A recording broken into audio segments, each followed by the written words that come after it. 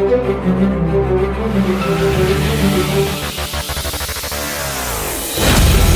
इससे पहले कि आज का आपका महा रिवीजन शुरू किया जाए, आज का आपका प्रश्न है कि रोड टू हेल्थ इंगित करता है, बताइएगा रोड टू हेल्थ किसको इंगित करता है? ए संतुलित आहार को, बी बच्चों की शारीरिक वृद्धि को, सी ऑप्शन है परिवार के स्वास्थ्य को और डी ऑप्शन है बच्चे की शिक्षा का। बताइएगा इनमें से कौन सा ऑप्शन आपका सही है? रोड टू हेल्थ किसको इंगित करता है? इसका उत्तर आपको अभी कमेंट बॉक्स में लिखना है। वीडियो के अंत में मैं इसका सही उत्तर आपको बताऊंगा, तो पूरा वीडियो अंत तक देखिएगा। लेकिन इसका उत्तर अभी अभी आपको पता है तो जरूर लिख दीजिए कि रोड टू हेल्थ इंगित करता है, किसे इंगित करता है? एबीसीडी में जो ऑप्शन सही हो उसका उत्तर आप कमेंट बॉक्स में अभी लिख दीजिए। तो आज का आपका पहला प्रश्न है कि बाल विकास को मुख्यतः कितनी अवस्थाओं में विभाजित किया गया है? बताइए बाल विकास को मुख्यतः कितनी अवस्थाओं में विभाजित किया गया है? ऑप्शन ए है आपका 3, बी है 4, सी है 5, डी है 7। तो बताइए बाल विकास को मुख्यतः कितनी अवस्थाओं में विभाजित किया गया है? तो इसका जो सही उत्तर है वो ऑप्शन बी है। क्लियर है आपको? बी ऑप्शन आपका बिल्कुल सही है, 4 अवस्थाओं में विभाजित किया गया। ये अवस्थाएं कौन कौन सी हैं? डॉक्टर अर्नेस्ट जॉन्स ने बाल विकास को मुख्यतः 4 अवस्थाओं में विभाजित किया है। एक शैशवावस्था जो जन्म से 6 वर्ष तक की होती है, फिर आती है बाल्यावस्था, यहां पर था होगा, ठीक है, 6 से 12 वर्ष तक की होती है, फिर आती है किशोरावस्था जो 12 से 18 वर्ष तक की होती है, और जो प्रौढ़ावस्था है ये 18 वर्ष तक के बाद की अवस्था होती है। क्लियर है आपको? तो ये बाल विकास को 4 चरण में विभाजित किया है। किसने? Doctor Ernest Jones. क्लियर है आपको? प्लीज वीडियो को लाइक कर लीजिएगा और चैनल को सब्सक्राइब कर लीजिएगा। अगला प्रश्न है 20वीं शताब्दी को बालक की शताब्दी किस मनोवैज्ञानिक ने माना है? बताइए 20वीं शताब्दी को बालक की शताब्दी किस मनोवैज्ञानिक ने माना है? ऑप्शन ए है आपका क्रो एंड क्रो, बी है स्टेनली हॉल ने, सी है फ्रायड ने, डी है डॉक्टर अर्नेस्ट। तो बताइए इनमें से कौन सा ऑप्शन आपका सही हो जाएगा? 20वीं शताब्दी को बालक की शताब्दी किस मनोवैज्ञानिक ने माना है? तो इसका जो सही उत्तर है ऑप्शन ए है क्रो एंड क्रो ने। क्लियर है आपको? अगला प्रश्न है आपका बाल मनोविज्ञान का जनक किसे माना जाता है? बताइए बाल मनोविज्ञान का जनक किसे माना जाता है? वैसे तो आपके सिलेबस में बाल मनोविज्ञान जैसा कोई टॉपिक नहीं है, लेकिन उससे जुड़े हुए कुछ टॉपिक हैं आपके सिलेबस में बाल विकास के नाम से के शब्दों में। तो इस क्वेश्चन को भी आप एक बार देख लीजिए ताकि परीक्षा में आपका कोई भी प्रश्न गलत ना हो। क्लियर है आपको? तो बाल मनोविज्ञान का जनक किसे माना जाता है? ऑप्शन ए है आपका स्टेनली हॉल, बी है पेस्टोलॉजी, सी है पियाजे, डी है वाइगोथ। तो बताइए इनमें से कौन सा ऑप्शन आपका सही हो जाएगा? बाल मनोविज्ञान का जनक किसे माना जाता है? तो तीसरे का जो सही ऑप्शन है आपका वो बी है, पेस्टोलॉजी को माना जाता है। क्लियर है आपको? बी ऑप्शन आपका बिल्कुल सही हो जाता है। तब बाल विकास का जनक स्टेनली हॉल को माना जाता है। ठीक है, बाल विकास के जनक कौन है? स्टेनली हॉल है, और बाल मनोविज्ञान के जनक कौन है? पेस्टोलॉजी। क्लियर है आपको? तो इस तरह से आपको लगातार पढ़ते रहना चाहिए ताकि आपका एक एक प्रश्न बिल्कुल सही से हो। अगला प्रश्न है आपका बाल्यावस्था को कितने भागों में विभाजित किया गया है? बताइए बाल्यावस्था को कितने भागों में विभाजित किया गया है? ऑप्शन ए है आपका 2, बी है 3, सी है 4, डी है 5। तो बताइए इनमें से कौन सा ऑप्शन आपका सही हो जाएगा? बाल्यावस्था को कितने भागों में विभाजित किया गया है? तो चौथे का जो सही ऑप्शन है आपका वो ए है, 2 भाग। क्लियर है आपको? 2 भागों में विभाजित किया गया है। वो कौन कौन सी अवस्थाएं हैं? एक होती है आपकी पूर्व बाल्यावस्था जिसे संचय काल कहते हैं, ये 6 से 9 वर्ष तक की होती है। फिर आती है आपकी उत्तर बाल्यावस्था जिसे परिपाक काल कहते हैं, ये 9 से 12 वर्ष तक की होती। क्लियर है आपको? अगला प्रश्न है आपका बाल विकास की प्रथम अवस्था कौन सी मानी जाती है? बताइए कमेंट करके जल्दी से, बाल विकास की प्रथम अवस्था कौन सी मानी जाती है? और प्लीज वीडियो को लाइक कर लीजिएगा, चैनल पर नए हैं तो चैनल को सब्सक्राइब कर लीजिएगा। ऑप्शन ए है आपका शैशवावस्था, बी है बाल्यावस्था, सी है किशोरावस्था और डी है आपकी प्रौढ़ावस्था। तो बताइए इनमें से कौन सा ऑप्शन आपका सही हो जाएगा? बाल विकास की प्रथम अवस्था कौन सी मानी जाती है? तो 5वें का जो सही ऑप्शन है आपका वो ए है, शैशवावस्था मानी जाती है। क्लियर है आपको? ए ऑप्शन आपका बिल्कुल सही है, शैशवावस्था बाल विकास की प्रथम अवस्था मानी जाती है। अगला प्रश्न है आपका निम्नलिखित में से कौन सा विकास का सिद्धांत है? बताइए निम्नलिखित में कौन सा विकास का सिद्धांत है? ऑप्शन ए है आपका सभी की विकास दर समान नहीं होती है, बी ऑप्शन है विकास हमेशा रेखीय होता है, सी ऑप्शन है विकास की सभी प्रक्रियाएं अंतः संबंधित नहीं है, डी ऑप्शन है यह निरंतर चलने वाली प्रक्रिया है। तो बताइए इनमें से कौन सा ऑप्शन आपका सही है, निम्नलिखित में से कौन सा विकास का सिद्धांत है, बताइए। छठे का कौन सा ऑप्शन आपका सही हो जाएगा? छठे का ए ऑप्शन आपका सही है, सभी की विकास दर समान नहीं होती। क्लियर है आपको? ये कई चीजों पर निर्भर करती है, तो ए ऑप्शन आपका बिल्कुल सही है। अगला प्रश्न है आपका, मानसिक विकास का संबंध नहीं है, बताइए। मानसिक विकास का किससे संबंध नहीं है? शिक्षार्थी का वजन एवं ऊंचाई से, बी है स्मृति का विकास से, सी है अवबोधन की क्षमता से, और डी है तर्क एवं निर्णय से। तो बताइए इनमें से कौन सा ऑप्शन आपका सही हो जाएगा?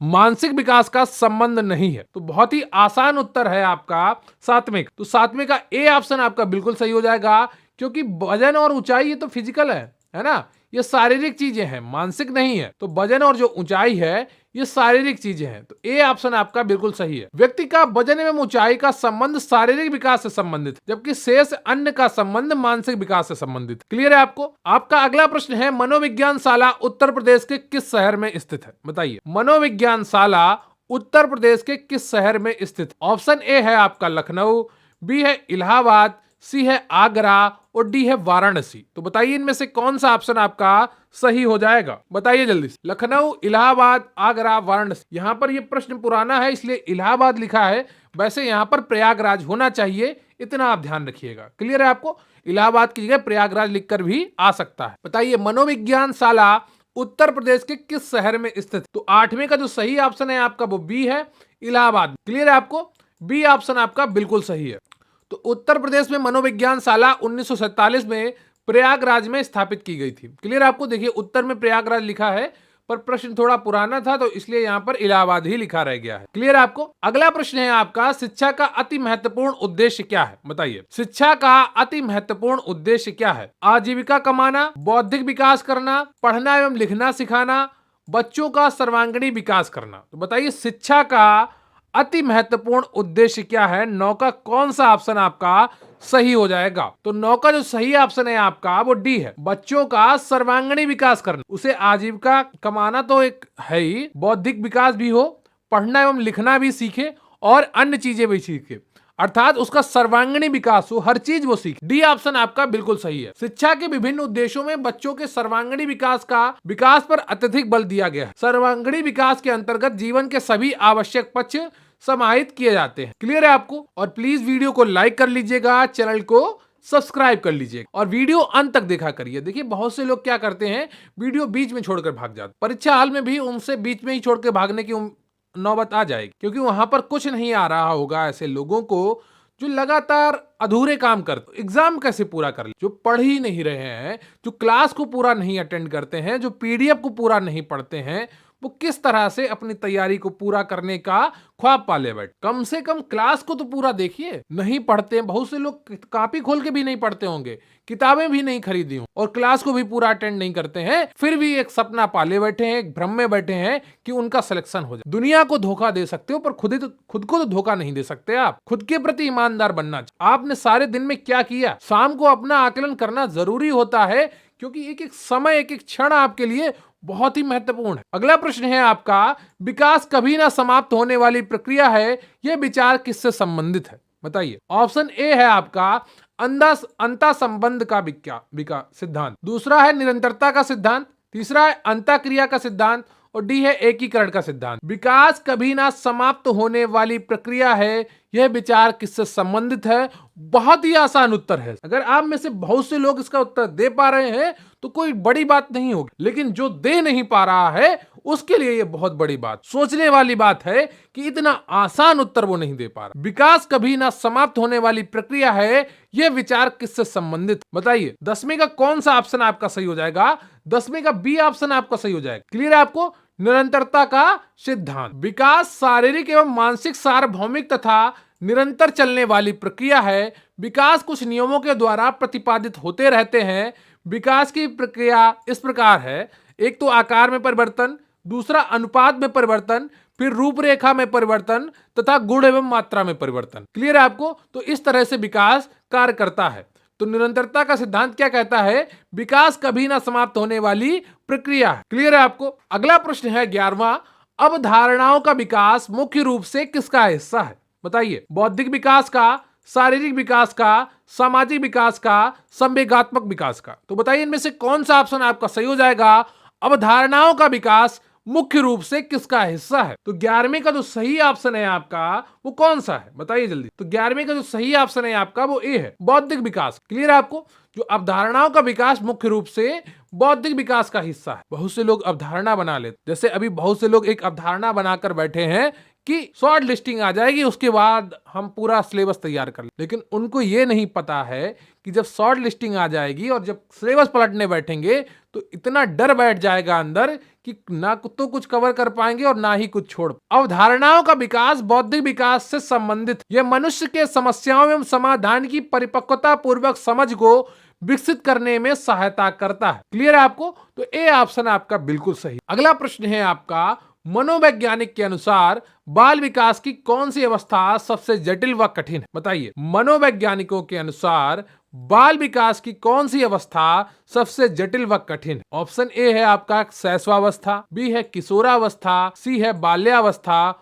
और डी है इनमें से कोई नहीं। तो बताइए कौन सा ऑप्शन आपका सही हो जाएगा? मनोवैज्ञानिकों के अनुसार बाल विकास की कौन सी अवस्था सबसे जटिल व कठिन है? तो 12वें का जो सही ऑप्शन है आपका किशोरावस्था। क्लियर है आपको? ये बहुत ही जटिल और कठिन होती है। यहाँ पर तरह तरह की भावनाएं आती हैं, तरह तरह के विचार आते हैं, क्योंकि इस समय शरीर में बहुत ही हार्मोन परिवर्तन होते हैं। क्लियर है आपको? शारीरिक विकास भी अपनी चरम सीमा पर होता है और हार्मोनिक परिवर्तन भी हो रहे होते हैं। इसकी वजह से किशोरावस्था क्या है, एक जटिल और कठिन अवस्था मानी गई है। क्लियर है आपको? तो 12वें का बी ऑप्शन आपका सही है। स्टेनली हॉल ने किशोरावस्था को बड़े दबाव, तनाव, तूफान और संघर्ष की अवस्था कहा। ये लाइन आप लिखकर नोट कर लीजिए।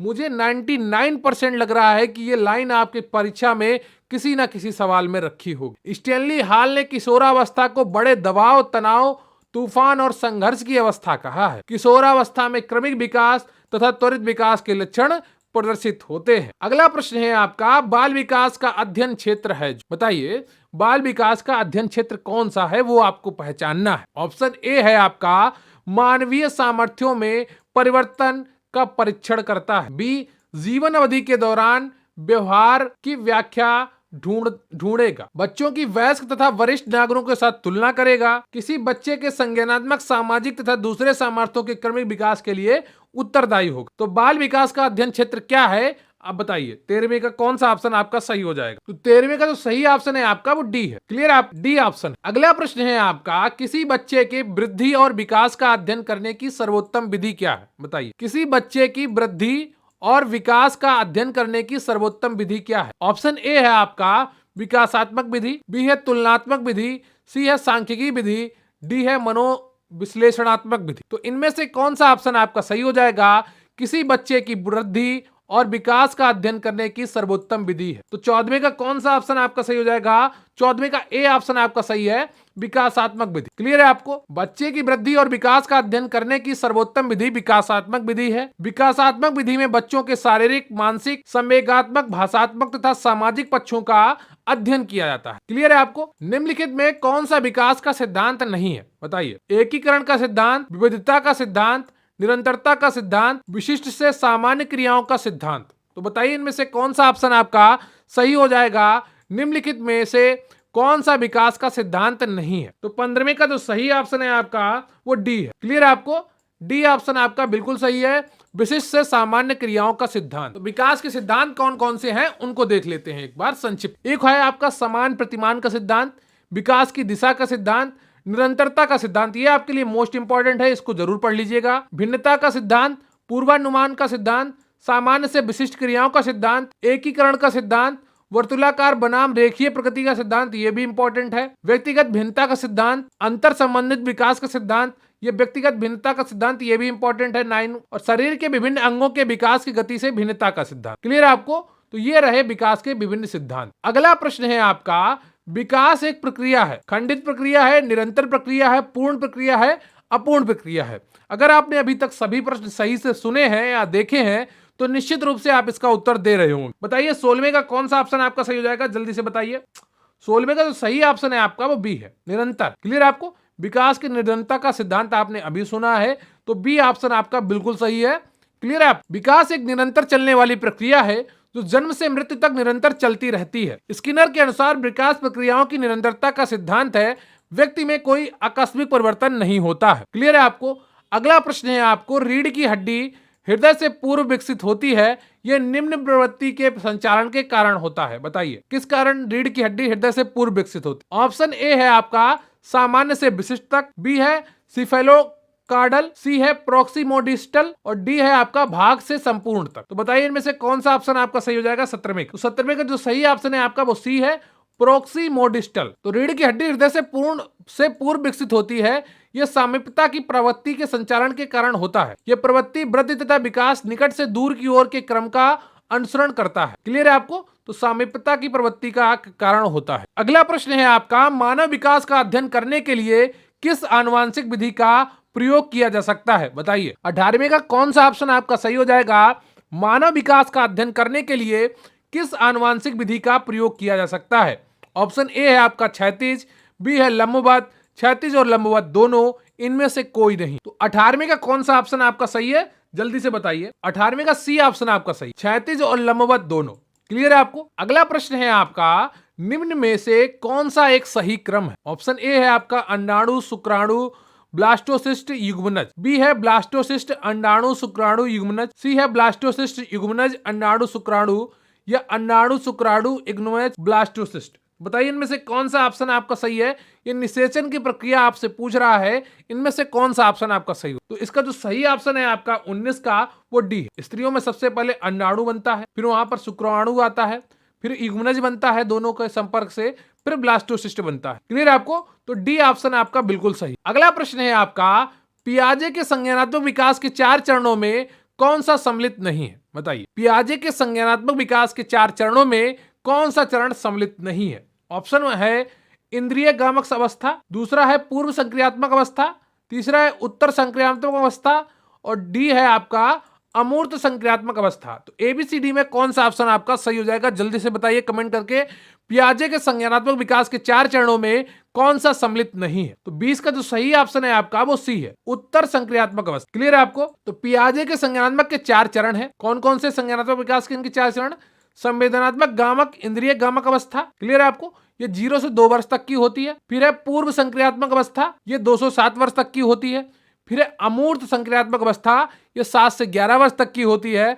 फिर है औपचारिक संक्रियात्मक अवस्था, ये 11 से वर्ष के बाद की होती। क्लियर है आपको? तो पियाजे के संज्ञानात्मक विकास के 4 चरण हैं, कौन कौन से हैं ये आपको बता दिया गया। तो आज का आपका 21 क्वेश्चन है कि बच्चों की बौद्धिक विकास की 4 विशिष्ट अवस्थाओं की पहचान की गई। बताइए बच्चों के बौद्धिक विकास की 4 विशिष्ट अवस्थाओं की पहचान की गई, किसके द्वारा पहचान की गई वो आपको बताना है।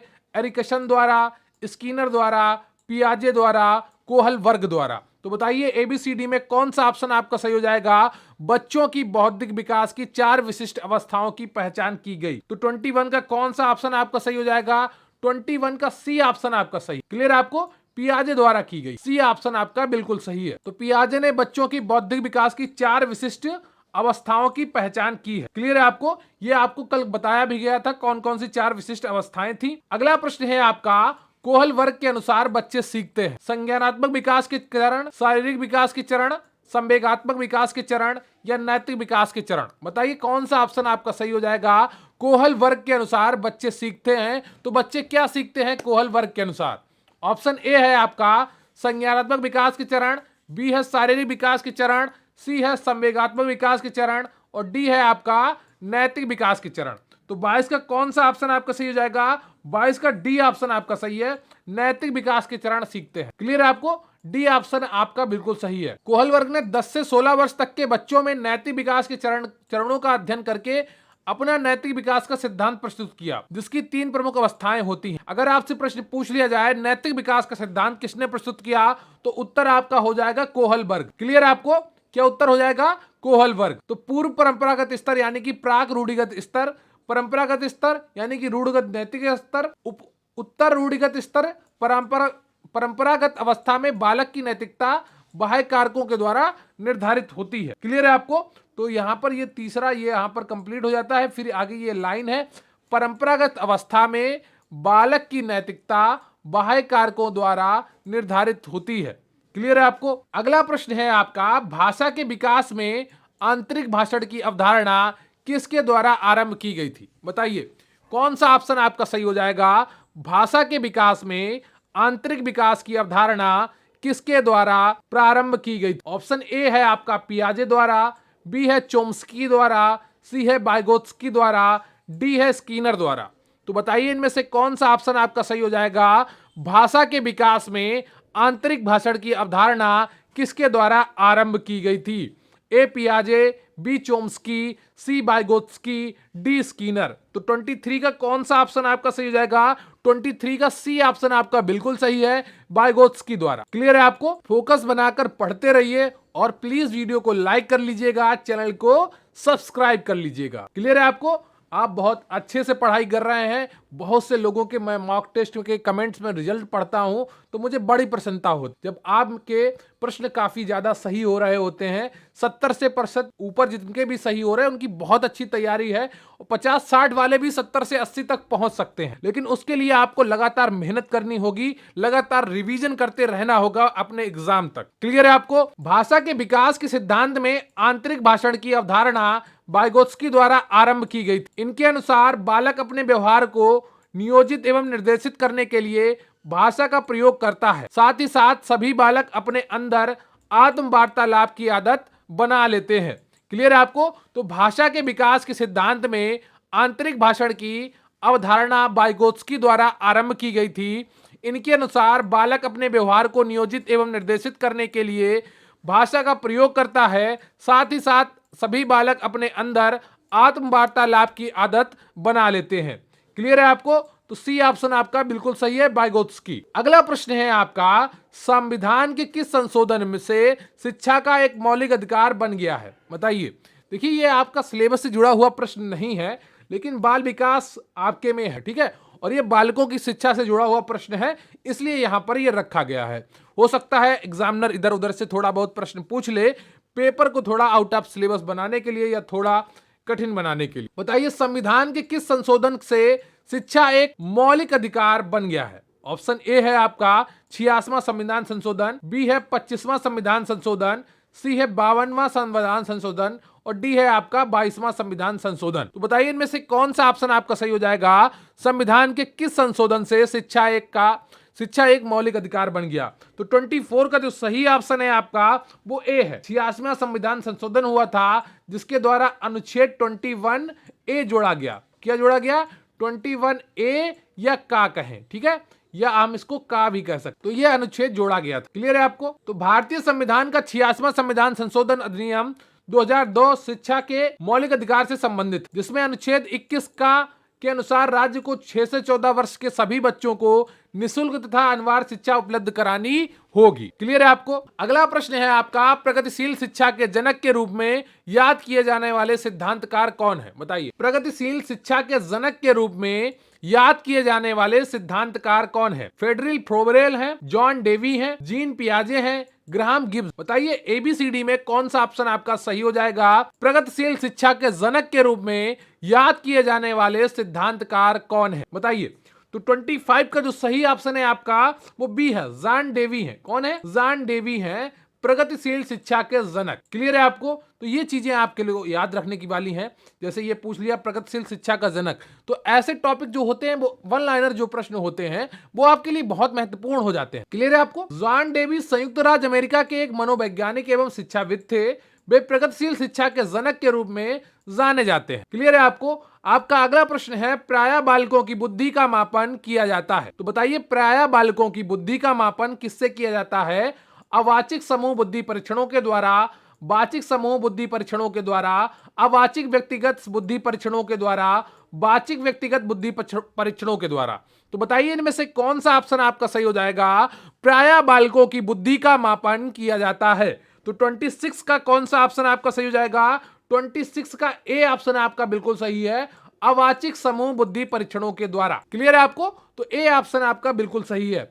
तो बालकों की बुद्धि मापन अवाचिक समूह बुद्धि परीक्षण द्वारा किया जाता है। इस परीक्षण के अंतर्गत बच्चों का सामूहिक रूप से परीक्षण किया जाता है तथा परीक्षण में प्राप्त अंकों के आधार पर उनके बुद्धि स्तर का निर्धारण किया जाता है। क्लियर है आपको? तो ये चीज आपको पूरी समझ में आ गई होगी और प्लीज वीडियो को लाइक कर लीजिएगा, चैनल को सब्सक्राइब कर लीजिएगा। अगला प्रश्न है आपका, बुद्धि लब्धि मापने के जन्मदाता कौन? इस तरह के प्रश्न भी आपकी परीक्षा में आ सकते हैं, है ना? तो इसको भी आप इंपॉर्टेंट कर लीजिएगा। बुद्धि लब्धि मापने के जन्मदाता कौन? ऑप्शन ए है आपका स्टर्न, बी है बीने, सी है टरमैन, डी है इनमें से कोई नहीं। देखिए, आप अगर ये बहुत से लोग सोच रहे होंगे कि 100% सिलेबस तैयार कर लें पहले, फिर हम 100% एमसीक्यू करेंगे, ऐसा नहीं होता। कोई भी चीज कभी भी 100% हो ही नहीं पाता, है ना? इसलिए आप 70 से 80% जैसे ही आपका सिलेबस हो, समझ रहे हैं, 70 से मैं कहता हूं 60% भी हो जाए तो आप एमसीक्यू से पढ़ना शुरू कर दीजिए, क्योंकि बहुत सी चीजें आप एमसीक्यू से रट लेंगे, है ना? बहुत सी चीजें आपको एमसीक्यू से समझ में आ जाएंगी। इसलिए जैसे ही आपका 60 से 70% सिलेबस हो या 70 से 80% सिलेबस आपने पढ़ लिया हो एक बार, तो आप एमसीक्यू प्रैक्टिस शुरू कर दीजिए। क्लियर है आपको? क्योंकि यहां से आप काफी अच्छी तरीके से अपना रिजल्ट बना पाएंगे और जो 100% के ऊपर बैठा रहेगा वो कभी भी अपनी पढ़ाई नहीं। क्लियर है आपको? क्योंकि 100% को सही होता ही नहीं। 27 क्या है? तो 27 का आंसर जो है आपका वो टरमैन। क्लियर है आपको? बुद्धि लब्धि मापने के जन्मदाता टरमैन। तो 1916 ईस्वी में टरमैन ने मानसिक आयु व वास्तविक आयु में 100 का गुणा करके बुद्धि लब्धि ज्ञात करने की विधि का निर्माण किया, जिसे वर्तमान में मान्यता प्राप्त। इसलिए टरमैन को बुद्धि लब्धि मापने का जन्मदाता माना जाता है। बुद्धि लब्धि धारणा की प्रथम प्रतिपादक विलियम स्टर्न बुद्धि है और बुद्धि परीक्षण के सर्वप्रथम प्रयोगकर्ता अल्फ्रेड विने है। क्लियर आपको? तो बुद्धि लब्धि मापने के जो जन्मदाता हैं वो कौन है? वो टरमैन है। क्लियर है आपको? और बुद्धि लब्धि अवधारणा के प्रथम प्रतिपादक कौन है? विलियम स्टर्न है। और बुद्धि परीक्षण का सर्वप्रथम प्रयोगकर्ता कौन है? अल्फ्रेड विने। क्लियर है आपको? तो ये चीजें आपको याद रख। आपका अगला प्रश्न है, भाषा अर्जन एवं विकास के लिए सर्वाधिक संवेदनशील अवधि कौन सी? बताइए, भाषा अर्जन एवं विकास के लिए सर्वाधिक संवेदनशील अवधि कौन सी? ऑप्शन ए है आपका प्रारंभिक बाल्यावस्था, बी है मध्य बाल्यावस्था, सी है किशोरावस्था, डी है जन्म पूर्व अवधि। तो बताइए इनमें से कौन सा ऑप्शन आपका सही है? भाषा अर्जन एवं विकास के लिए सर्वाधिक संवेदनशील अवधि कौन सी? ए प्रारंभिक बाल्यावस्था, बी मध्य बाल्यावस्था, सी किशोरावस्था, डी जन्म से पूर्व अवधि। तो 28 का कौन सा ऑप्शन आपका सही हो जाएगा? 28 का जो सही ऑप्शन है आपका वो कौन सा? वो है आपका ए। क्लियर है आपको? प्रारंभिक बाल्यावस्था। भाषा अर्जन एवं विकास के लिए सर्वाधिक संवेदनशील अवधि कौन सी है? प्रारंभिक बाल्यावस्था। क्लियर है आपको? ये 6 से 9 वर्ष की आयु जो होती है यह प्रारंभिक बाल्यावस्था में गिनी जाती। अगला प्रश्न है आपका, अनुकरण की प्रक्रिया में सर्वप्रथम शिशु अनुकरण करता है। बताइए, अनुकरण की प्रक्रिया में सर्वप्रथम शिशु किसका अनुसरण करता है? व्यंजन वर्णों का, स्वर वर्णों का, स्वर व व्यंजन दोनों वर्णों का, या शब्दों का? तो बताइए इनमें से कौन सा ऑप्शन आपका सही हो जाएगा? अनुकरण की प्रक्रिया में सर्वप्रथम शिशु अनुकरण करता है। तो 29 का जो ऑप्शन आपका सही है वो कौन सा है? वो है आपका डी। क्लियर है आपको? शब्दों का अनुकरण करता है। डी ऑप्शन आपका बिल्कुल सही है। 29 का अनुकरण की प्रक्रिया में सर्वप्रथम शिशु अनुकरण करता है किसका? शब्दों का। शिशु का को अक्षर वर्ण ज्ञान नहीं होता है, वह उसी बात का अनुसरण की कोशिश करता है जिसे वह सुनता, अतः शिशु सर्वप्रथम शब्दों का अनुकरण करता है। क्लियर है आपको?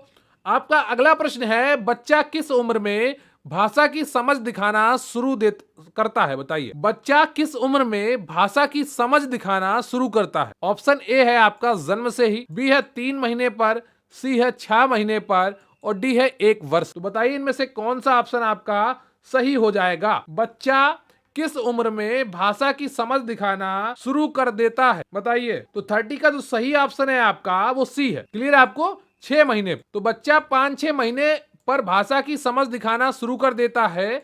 भाषा विकास का प्रथम सोपान ही ध्वनि की पहचान करना होता है। बच्चा 5-6 माह में ध्वनियों में विभेद करने, परिचित ध्वनि को पहचान कर प्रतिक्रिया देने लगता है। क्लियर है आपको? आपका अगला प्रश्न क्या है? माता पिता से वंशजों में स्थानांतरित होने वाले लक्षणों को कहा जाता है। बताइए, माता पिता से वंशजों में स्थानांतरित होने वाले लक्षणों को क्या कहा जाता है? ऑप्शन ए है आपका पर्यावरण, बी जीन, सी होम्योस्टेसिस, डी आनुवांशिकता। तो बताइए इनमें से कौन सा ऑप्शन आपका सही है? माता पिता से वंशजों में स्थानांतरित होने वाले लक्षणों को क्या कहा जाता है? तो 31 का जो सही ऑप्शन है आपका वो डी है, आनुवांशिकता कहा जाता है। क्या कहा जाता है? अनुवांशिकता कहा जाता है। माता पिता से वंशजों में स्थानांतरित लक्षणों को अनुवांशिकता कहा जाता है, जो लक्षण जीन के रूप में मौजूद रहता है। पर्यावरण बाह्य कारक है जो व्यक्ति को प्रभावित करता है। अगला प्रश्न है आपका, किसी भी बालक के मानसिक रूप से अस्वस्थ होने का कारण क्या है? बताइए, किसी भी बालक के मानसिक रूप से अस्वस्थ होने का कारण क्या है? ए परिवार का वातावरण, बी कक्षा का वातावरण, सी पास पड़ोस का वातावरण, डी उपरोक्त सभी। तो बताइए इनमें से कौन सा ऑप्शन आपका सही हो जाएगा? किसी भी बालक के मानसिक रूप से अस्वस्थ होने का कारण क्या है?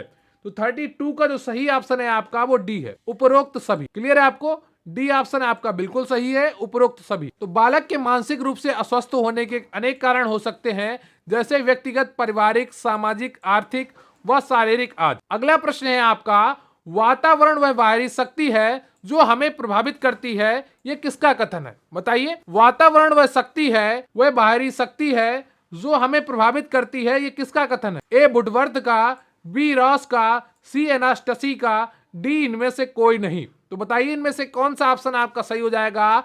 वातावरण वह बाहरी शक्ति है जो हमें प्रभावित करती है, यह किसका कथन है? तो 33 का कौन सा ऑप्शन आपका सही हो जाएगा?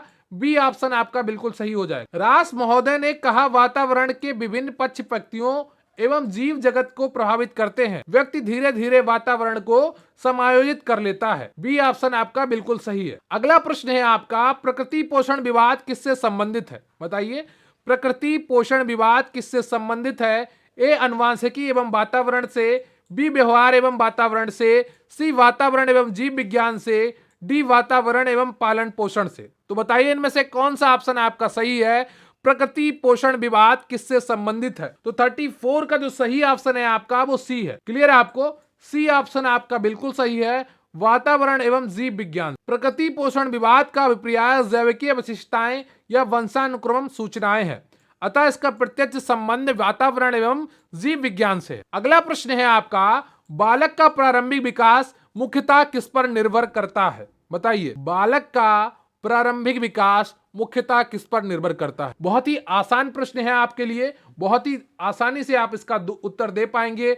ऑप्शन ए है आपका माता पिता, बी वातावरण, सी विद्यालय का वातावरण, डी समाज। देखिए, आप में से बहुत से लोगों का अब स्कोर अच्छा होने लगा है, अब बहुत से लोगों को ये प्रश्न भी आसान लगने लगे होंगे, लेकिन अब इनका स्कोर अगर आपका अच्छा होने लगे तो आप ओवर कॉन्फिडेंस में मत आ जाइए। बहुत से बच्चे क्या होता है, एक बार उनका स्कोर अच्छा होने लगता है तो वो ओवर कॉन्फिडेंस में आ जाते हैं और अपनी प्रैक्टिस रोक देते। लेकिन प्लीज आप लोग ऐसा बिल्कुल भी मत करिए। मैं आपकी बहुत फिक्र करता हूं, आप कहीं गलत निर्णय ना ले लें, इसलिए मैं एक एक चीज आपको खुद बताता हूं। एक डेली आपको कुछ ना कुछ बताने की कोशिश करता हूं, जिससे आपका फोकस बना रहे अपनी पढ़ाई पर, अपने टारगेट। क्लियर है आपको? तो बालक का प्रारंभिक विकास मुख्यतः किस पर निर्भर करता है?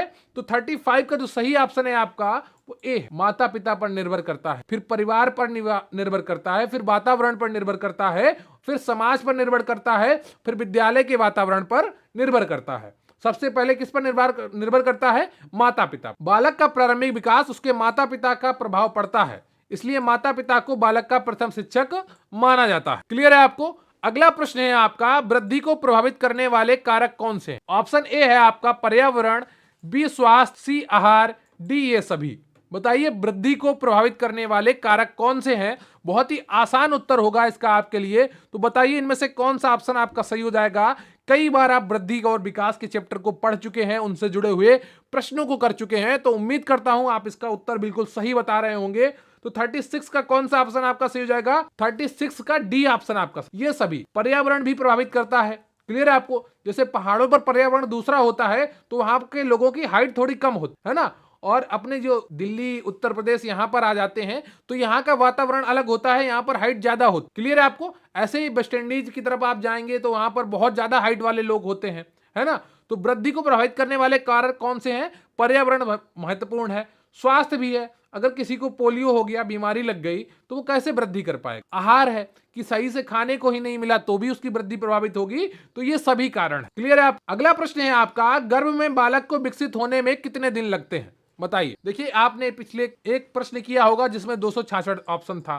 क्लियर है आपको कि सामान्य प्रसव कितने दिन का होता है ना, गर्भकाल, तो उसमें 266 था, क्योंकि उसके ऑप्शन में 280 नहीं था, 280 के सबसे करीब 266 था, इसलिए आपने वहां पे 266 सही किया था। आज 280 दिया हुआ है। क्लियर है आपको? तो 37 का कौन सा ऑप्शन आपका सही हो जाएगा? 37 का आपका बी ऑप्शन बिल्कुल सही हो जाएगा, 280। क्लियर है आपको? जब एमसीक्यू कर रहे होते तो बेस्ट सुटेबल आंसर पर लगाने की कोशिश करते हैं, जब बिल्कुल एग्जैक्ट आंसर ना दिया हो। क्लियर है आपको? तो बी ऑप्शन आपका बिल्कुल सही है। सामान्यतः मानव गर्भावधि 40 सप्ताह अथवा 280 दिन की होती है। जन्म पूर्व काल को 3 खंडों में विभाजित किया गया।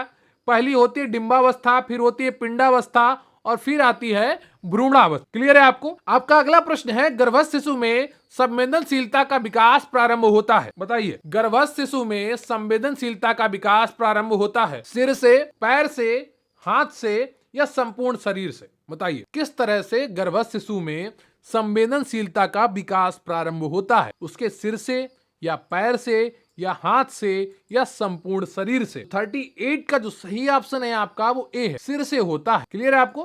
किससे होता है? सिर से। ए ऑप्शन आपका बिल्कुल सही है। गर्भस्थ शिशु में सर्वप्रथम मस्तिष्क का विकास होता है, अतः संवेदनशीलता का विकास भी सिर से प्रारंभ होता है। अगला प्रश्न है आपका, जन्म से पूर्व होने वाले विकास को नकारात्मक रूप से प्रभावित नहीं करता है। बताइए, जन्म से पूर्व होने वाले विकास को कौन सा तथ्य है जो नकारात्मक रूप से प्रभावित नहीं करता है? ए ऑप्शन है आपका कैफीन, बी है व्यायाम, सी है शराब, डी है आपका विकिरण। तो बताइए इनमें से कौन सा ऑप्शन है जो बिल्कुल सही है, नकारात्मक रूप से प्रभावित नहीं करता है? देखिए, कैफीन आप अगर गर्भावस्था में लेंगे तो ये प्रभावित करता है नकारात्मक रूप, शराब भी प्रभावित करते हैं, विकिरण तो ऐसे भी प्रभावित करता है, गर्भावस्था में तो करेगा ही। तो जो व्यायाम है, जो एक्सरसाइज है आपकी, ये नकारात्मक रूप से प्रभावित नहीं करती है, ये सकारात्मक रूप से प्रभावित करती है। क्लियर है आपको? तो जन्म से पूर्व होने वाले विकास को नकारात्मक रूप से प्रभावित करने वाले कारण निम्नलिखित। एक तो आपका कैफीन हो गया, शराब हो गया, विकिरण हो गया, सिगरेट हो गया, निकोटीन हो गया। व्यायाम जन्म से पूर्व होने वाले विकास को नकारात्मक रूप से प्रभावित नहीं करता है। आपका अगला प्रश्न है, संवेगात्मक क्रांति किस अवस्था से जुड़ा हुआ है? बताइए, शैशवावस्था से, बाल्यावस्था से, किशोरावस्था से, प्रौढ़ावस्था से? बहुत ही आसान उत्तर होगा अगर आपने बिल्कुल भी सही से पढ़ा है जरा सा भी इस संवेगात्मक। तो संवेगात्मक क्रांति किस अवस्था से जुड़ा हुआ है? जो मैंने गरिमा बैच में जीन पियाजे के सिद्धांत वाले नोट्स दिए हैं, उनको बहुत अच्छी से रिवाइज कर लीजिएगा।